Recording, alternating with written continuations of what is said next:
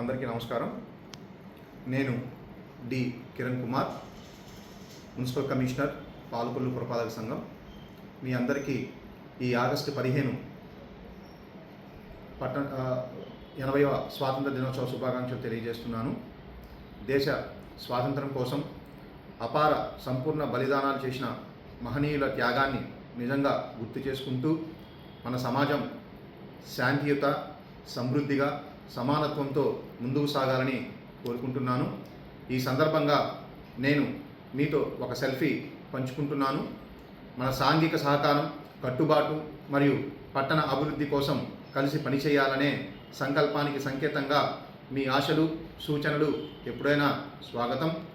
స్వచ్ఛాంధ్రలో భాగంగా స్వచ్ఛ పాలకొల్లు పురపాలక సంఘాన్ని సాధిద్దాం.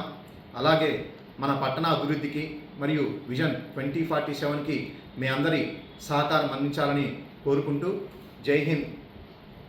ఇట్లు మీ కమిషనర్, పాలకొల్లు పురపాలక సంఘం.